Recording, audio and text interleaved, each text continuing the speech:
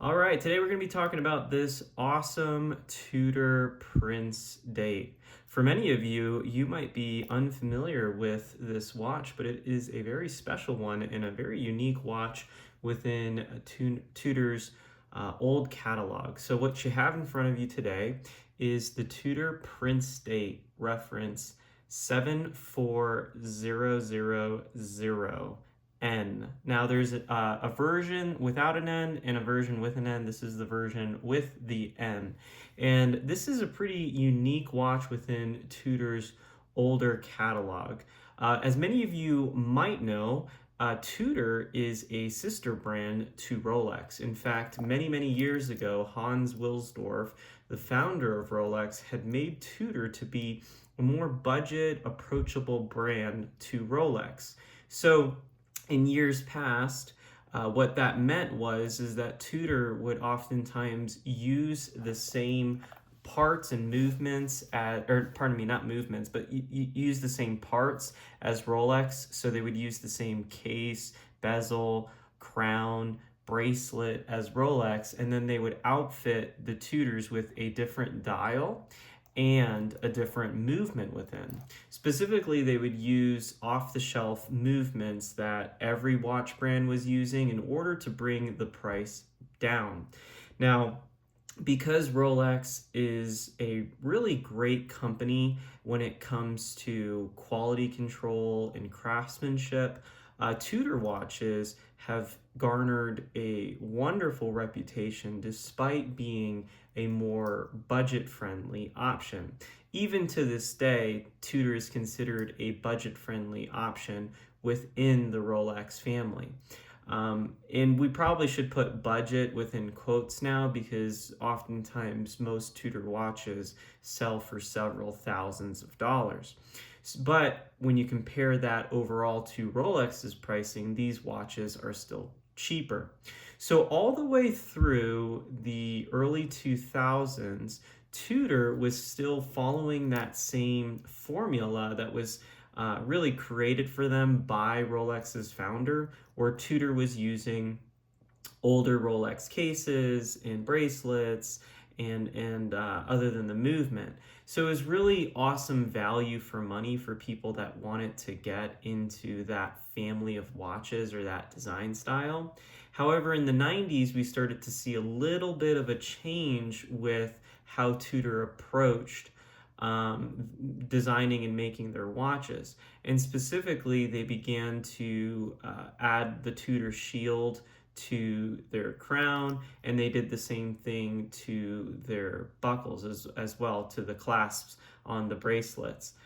So where formerly, oftentimes, Tudor watches, other than the dial, would have Rolex crown, Rolex stamped clasp, Tudor started shifting that, especially within the 90s. So by the time we get to the early 2000s, almost all Tudor watches had its own look, with it being uniform with the Tudor signed crown, the Tudor stamped clasp, and what have you, and as well as the case back being a Tudor case back. So what's unique then about this watch? Well, many of you might not know this because Tudor is so popular right now, but Tudor had stopped selling to the Western market. So they weren't selling to the UK or the US, for example, sometime within the 2000s. I'm not sure exactly when the exact date they chose to do that, but it was within the 2000s. So what that meant is Tudor kind of went dark as a watch brand, and for that reason, a lot of people forgot about Tudor, and Tudor reintroduced itself with the Pelagos line in 2010-ish. I can't remember exactly when the Pelagos launched, but I think it was around 2013 or 14, somewhere in those years. And Tudor then reintroduced itself back into the Western market and really started ramping up again with the Black Bay line. But during that time, Tudor also reinvented themselves and began to separate themselves from Rolex. What this meant is that no longer would Tudor be using the same Rolex case, crown, and other materials in order to make their watch, that they were going to come up with their own design language. And as we know, their own design language is still classic Tudor, classic Rolex, but it's no longer sharing those same Rolex cases. So in some ways, at least in my opinion, that was a mixed bag of transitions for me. I really loved the former days where you can buy a Tudor Submariner and it was essentially a Submariner, but with a cheaper, more serviceable movement. Of course, that changed, and Tudor now has the Black Bay line and the Pelagos line still. However, what you're looking at in front of you today, this beautiful Tudor 74000, is a watch that is newer. I believe the serial on this watch marks this watch sometime around 2017 and 2018. And you may be saying to yourself, well, wait, I thought that Tudor stopped coming out with watches that look like Rolex. Because as you'll notice, this watch is very much in line with the look of a Rolex Datejust. But Tudor continued production in the Asian markets. So while they stopped selling to the Western markets, they continued to sell to the Asian markets.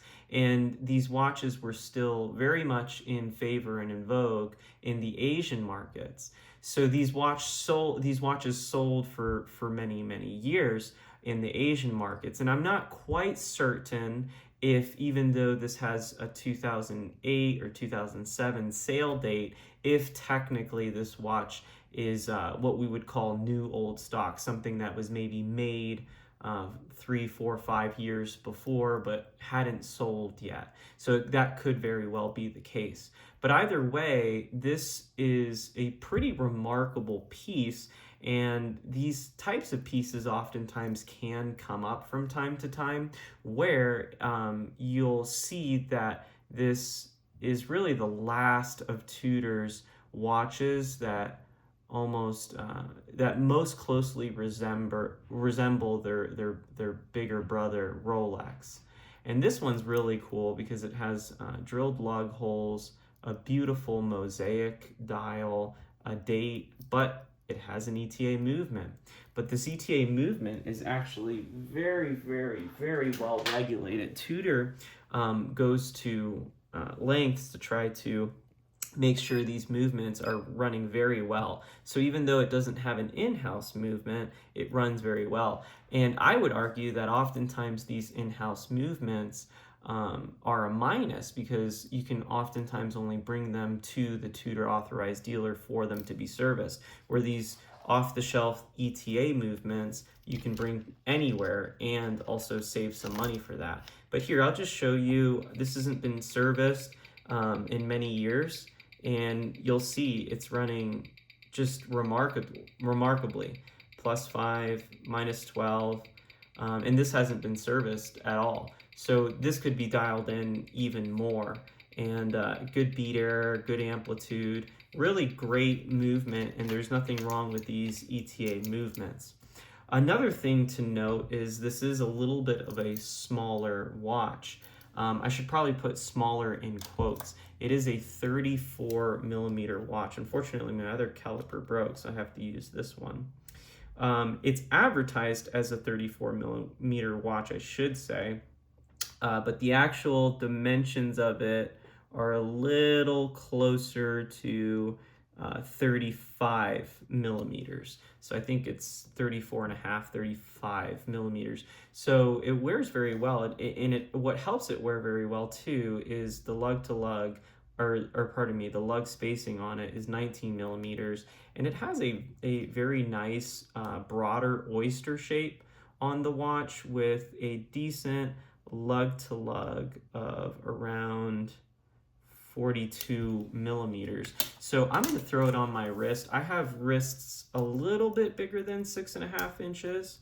And even for my slightly below average wrists, you'll see that this watch just looks remarkable on the wrist. This is a Tudor Jubilee that this watch is fitted on, and I think it is a very classy watch. And look at that mosaic dial, the way that it just sparkles. So, and as you guys know, I like to put my watches a little bit further away from the camera so you can appreciate what you would be seeing if you had your hand down on the desk, but this would be a close-up of the watch. Legibility is pretty good. The camera makes it seem a little worse than it is, but just an absolute stunning piece. And they have these types of watches in a variety of different dials. So if you haven't seen these watches before, I highly recommend it. It's always fun to learn a little bit more about watches and go down the rabbit hole. I always get excited when there's a reference that escaped mention, and I think this is one of them. These are one of those references that not a lot of people know is out there. So absolutely beautiful piece. So just to bring you, I guess, around the watch a little bit more, this has a screw down crown, sapphire crystal. It has the cyclops to help legibility with the date. This particular version has a mosaic dial. If it has a fluted bezel, that fluted bezel would be in white gold. This is in stainless steel. It has a Tudor Jubilee type bracelet. They probably have a different name for that, but it is similar to a Jubilee type bracelet. However, the end links are hollow. These in particular are really firmly on there, so no issues there. I love the drilled lug holes. I just think that gives it a nice, classy, more vintage look. And it has a stamped clasp, and it's just a pressure or friction fit clasp, but it's very secure. Screw down links, just a really great watch, and a screw down case back. So even this watch would be very water resistant. I don't know what the water resistant rating is, but usually most of these oysters are around 100 meters. So yeah, an overall awesome timepiece that I highly recommend. So let me know what you think. Do you like these older reference Tudors?